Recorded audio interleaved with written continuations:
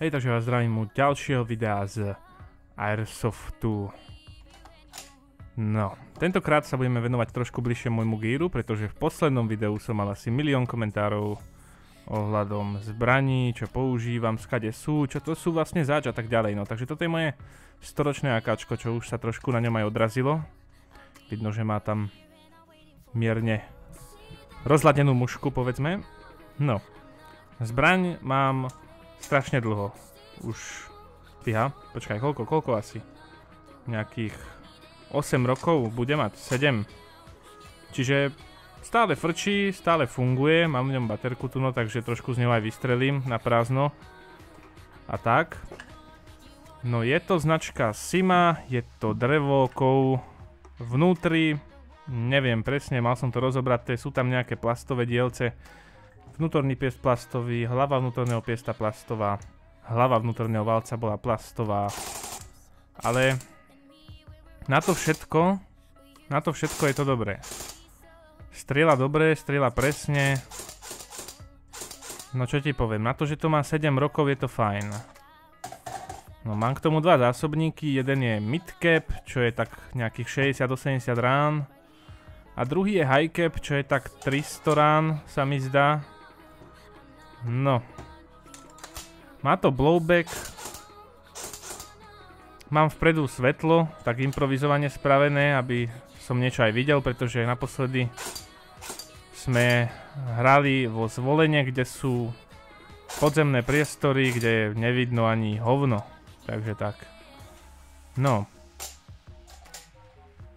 Teda toľko, čo sa týka AKčka, bolo kupované za asi 180 € v kamennej predajni v Banskej Bystrici v Katuse alebo Muničáku. Sa mi zdá, že to bol Katus. To bol asi Katus. Takže tak. Prešiel som do predajne, chcem to najsilnejšie, čo máte, som povedal a proste bolo. No, tu máme druhú zbraň, ktorá vás zaujímala o dosť viac a to je M4 a momentálne je nefunkčná. Ja som na nej robil dosť upgradeov, to je aj vidieť. No zvonku ani veľmi nie, vnútri už v tomto videu je úplne všetko nové. Až na jednu vec, ktorá sa posrala, a to je matchbox. Skelet matchboxu je úplne na sračky. No úplne na sračky. Tam, ako máš spúšť, tak tam máš takú sračku, ktorá to všetko drží pokope. A tá sračka, ja som ho musel trošku spíliť, lebo kolieska, ktoré som si objednal, boli trošku veľké. A písali, že sú kompatibilné so všetkým. No a ak som to spílil, tak čau, sa to tam zlomilo, teraz sa nedá vôbec streliť z toho ani nič, no. Jo. Zbraň sama o sebe, bez kolimátora, bez tlmiča, bez baterky, bez nabíjačky, bez pridavných zásobníkov, bez rys krytiek, stála 230 €. Čo je dosť na zbraň. Písali, že 400 FPS a neviem čo. Zbraň strieľala v základe dosť na hovno, muška bola rozhasená, raz hore, raz dole, raz doľava, raz doprava. No a výkon, čo ja viem, tam ten hobab to dosť dusil v základe.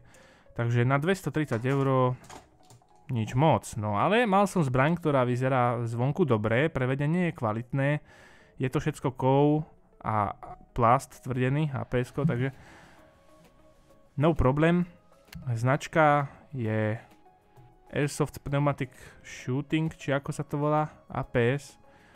No a takýto bol k tomu železný zameriavač, vidíš. No, dala sa aj zmeniť táto sranda. Tam kliká, no. Takže 230 zbraň v základe, s takým zameriavačom a s takýmto flash hydrom. No. Tlmič, eurá. Kolimátor 50, tlmič 17, krytky, ja neviem, nejakých 12, 10, možno menej, netuším.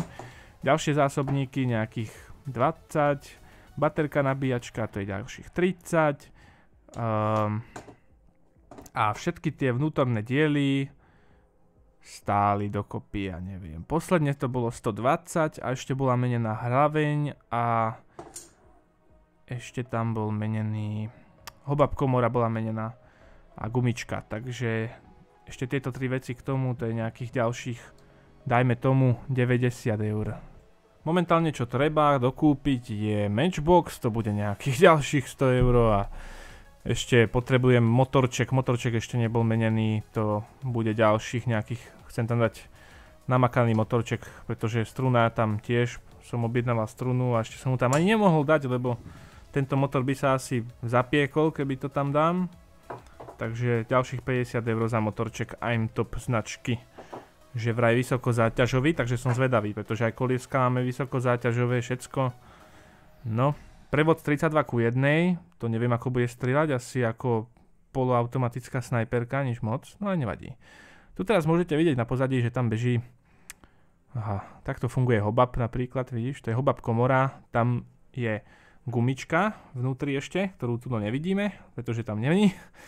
A tá gumička je medzi tou hobab komorou a tou hlavňou. A vlastne ten valček, čo sme tam videli, že sa vysúva, tak on tú hobab gumičku tlačí cez ten otvor na tej hlavni a tade, keď letí gulička, tak nám zavadí od toho a začne rotovať.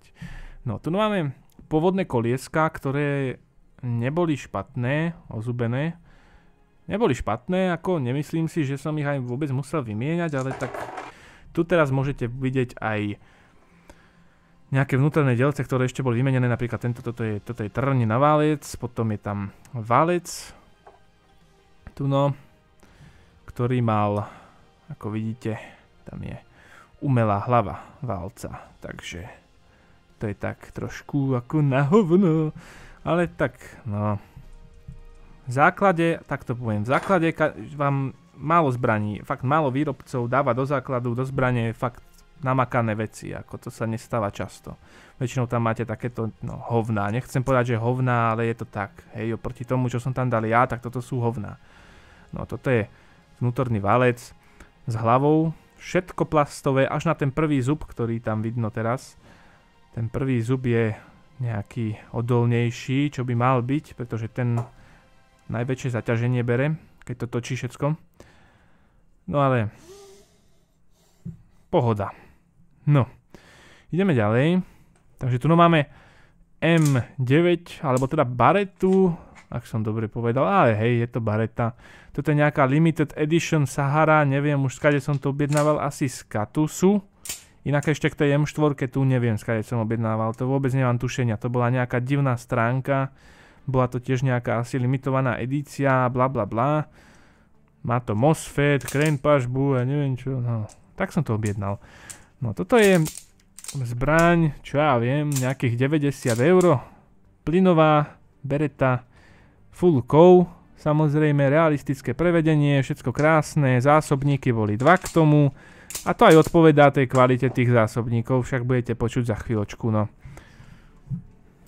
Môj názor na plynové zbrane je taký, že proste, ja neviem, ako mám takú skúsenosť, že tie plynové pištole, ktoré som mal, z nejakého dôvodu, aj táto, vrátane tejto, akože takto prišla s 2 zásobníkmi, ako som hovoril, jeden je už nefunkčný, tam už je to tesnenie úplne v prdeli, tam už sa nedá ani dopustiť vzduch, pretože to hneď vyfučí, nič moc, však preto asi boli zadarmo k tomu, no a tento druhý, ten už sem tam má nejaké tie líky, hej, není to bohvie čo, a to si aj myslím, že plynové zbranie sú dobré za určitých podmienok. Ak je dobrá teplota, není chladno, je proste teplo a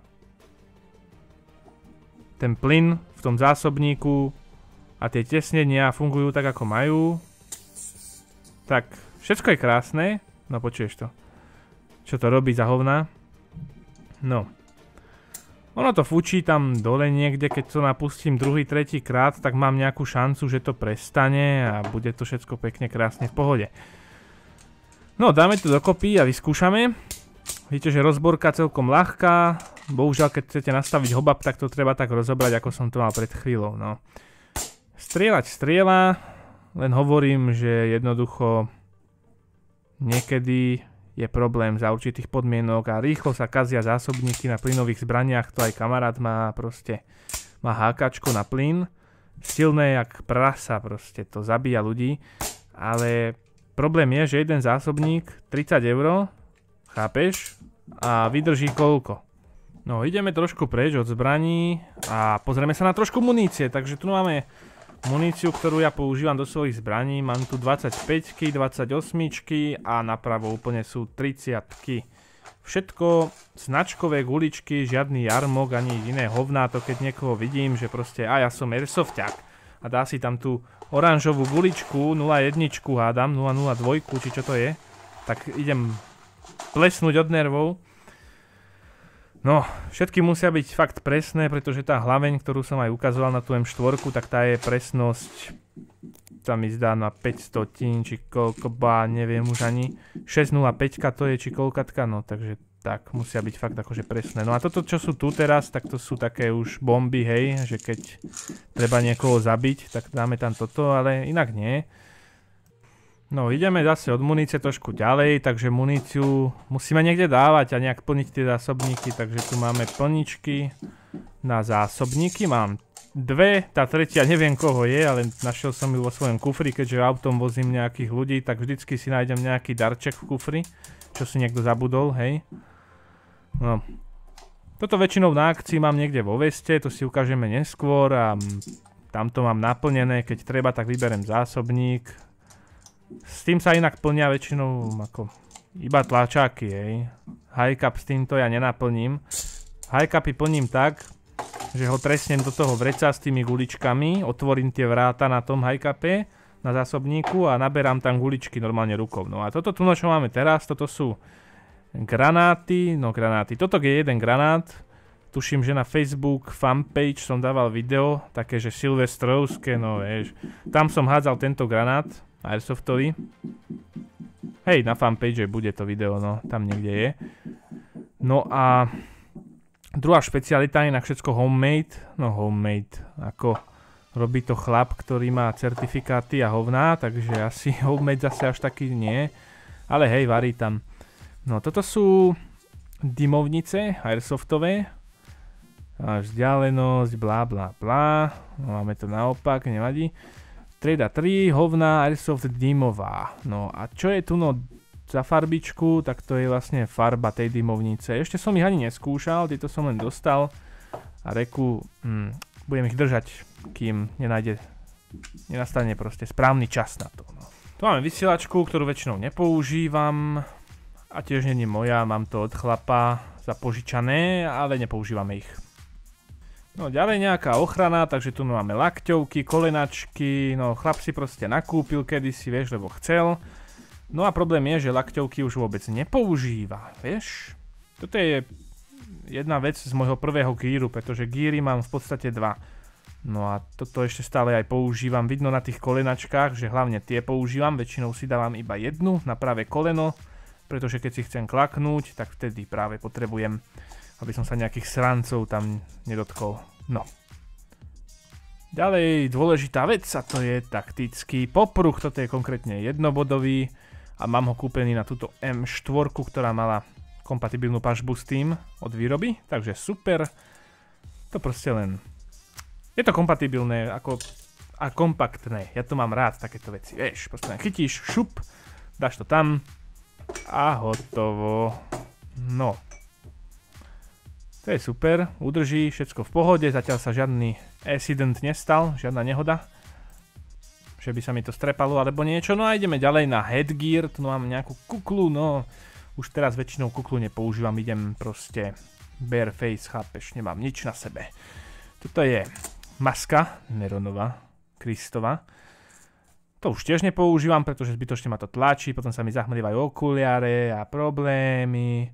Tu máme prilbu, tu niekedy používam, niekedy nie, lebo je ťažká jak prasa, ale hlavu ti ochráni, takže ako big up. No, nejaký skolaminát, či čo to je, ťažká je strašne, čosi. Bah. No, ďalšia, fakt dôležitá, smrteľne dôležitá časť výbavy. No a to sú moje brílečky, na ktoré som už aj robil video, jak tam strieľam do toho, bla bla bla. Veľa ľudí mi povedalo, že to ti nevydrží ani hovno. Ja som pozeral video na YouTube, kde do tohoto konkrétne strieľali z brokovnice. Nejaký slabší patrón tam bol, to je pravda, ale vydržalo to, chápeš? Tie bríle vydržali ranu z brokovnice. No. Takže tak. Toto sú ESS Crossbow model a stáli 100 €. Ale v balení bol rám, tá sračka na nos a 3 sklá. Takéto žlté, potom tam bolo čierne a biele. Všetky majú UV filter, čiže krásne, aspoň teda myslím, či len čierne, neviem. Každopádne tie s tým, keď tam dám proste čierne sklo, tak to nosím aj keď chodím na aute a tak, aby mi slnko nesvietilo, je to proste úžasné, používam ich aj mimo Airsoft každodenne, takže super. No, ideme to trošku vyskúšať, skúsim to tak nainglovať, aby sa mi nič nestalo, aby mi tam počítač nezhorel, no. AKčko je inak reálne silné, strieľame z bezprostrednej blízkosti do okuliarov, na také miesto, kde by sa normálne okuliare rozleteli jak sračka. No a vidíme, že nám to tam zanechalo nejakú špinku, no, ukáž to. Hej, ako biela gulička letí, tak sa trošku odrie o to hovno. Trošku to zotreme, uvidíme, čo tam ostane. Ťažko vidieť, počkaj. Chlap to tam. No, takýto crash test. Vidíš, čo tam ostalo? Také maličké 2 bodočky, trošku je to otlačené, no. To je asi tak všetko, čo sa stalo tomu, hej. Použiteľné, ďalej môžem ísť a môžu mi strieľať do ksichtu z bezprostrednej blízkosti zo silnej zbrane dlhej. No a tu teda pokračujeme, tu máme tie ďalšie sklíčka, ktoré som k tomu dostal, čiže takéto čierne a priesvitné. Všetky také isté, ľahko sa to inak rozoberá, ľahko to vymeníš, pohoda. Inak kde mám rád okuliare, ktoré sú na celý ksicht, vieš? Lebo tie sa strašne zahmlievajú a to je proste náhodno neodporúčam. No ideme ďalej. Toto je súčasť môjho prvého gíru, toto bola prvá vesta, ktorú som vôbec mal. Máme tu 2 sumky na M4, M16 zásobník, ale aj AKčkovi tam obcháš bez problémov. Potom je tu, no neviem, nejaký pouch je tam. Potom srandy, suchý zip, blablabla. Na záložák tam bolo ešte 2 nejaké menšie vrecúška, no. Z druhej strany vystúžená, čo sa mi páčilo ako na tej veste, že je z druhej strany vystúžená, pretože keď tam niekde, vieš, ako na Airsofte, zranenia vznikajú tak, že nie, že proste niekto ťa tam zabije alebo čo, ale prostredie je väčšinou nebezpečné. Keď sa hrá v nejakej budove, nejaké šachty, hovná, sračky. A tam, keď máš vystúžený chrbát, tak možno si zachrániš niekedy chrbticu. No toto je druhá vesta, ktorú používam teraz, keďže som už na multicame závislý, mám multicam zbraň, vestu, maskáče mám multicamové, takže som si kúpil aj vestu multicamovú, no a máme tu zase 2 sumky na M4, M16 a zase AKčkovi tam pichnem bez problémov. Potom sú tam 2 na záložák, ja tam dávam jeden zo záložáka, alebo tam dávam 2 plničky, ešte sa tam zmestia, čiže to je super. Tu je táto červená sranda, čo som ukazoval, reflexná vesta, čo odporúčam nosiť každému, pretože keď vás niekto trafí, tak nie vždycky každý vie, že ste proste po smrti a začnú do vás páliť a potom sú zbytočné nervy z toho, takže mať takú vestu, zobereš, mám, každý vie, že máš, keď máš takú vestu. Každý vie, že tam nebude retard chodiť s vestou, takže to je inak aj jedno z pravidiel z Airsoftu, že ten, čo má tú vestu, buď ju má proste niekde, hocikde. Chlap, aby to proste videl. Ja to nosím tak, že si tú vestu zoberiem, nastrknem to na ten tlmič, čo mám na zbraní, dám to nad seba a chodím, hej, so zastávkou. No a každý vie, že som dostal, takže už do mňa nikto potom nestrieľa. No potom je tam samozrejme na záložák ešte puzričko, ja to tam všetko napchám. Že aj takto nejak to môže vyzerať. No a ešte tieto menšie, ten vrecúška tam pichneš. V pohode.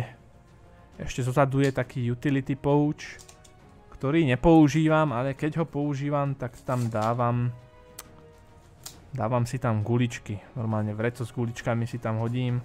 A keď náhodou potrebujem, tak niekto z teammateov mi to odopne, zobere guličky a natankujeme sa, hej, keď nám treba doplniť stav. Takže toľko k vestám. Ďalej tu máme ruksák. Toto je ruksák už tiež strašne starý, nosím tam takto sekerku, to je väčšinou keď idem do hory alebo nejak ďalej, ale aj na Airsoft sa to hodí, lebo je dosť priestranný vnútri, vieš. Dobrý objem to má. To je nejaký ruský, germánsky, more, Deutschland, chápeš, nejaký nemecký či čo. No a ešte tu máme toto. Vidíš? No. Kufer na zbrane. Super, páči sa mi, pretože je dosť veľký na to, aby som tam napchal AKčko a hneď aj M4 a v podstate všetky zásobníky a guličky tam ešte napchám a tak ďalej, takže nevyzerá, ale je fakt objemný, dá sa tam napchať kadečo. A ja tam mám polovicu výbavy, tak toto zavrieš, hodíš to z okna, hotovo. No, takže ja vám ďakujem, že ste toto video pozreli, dúfam, že sa vám páčilo, dajte like, hovna a zdieľajte a všetko, no dovidenia.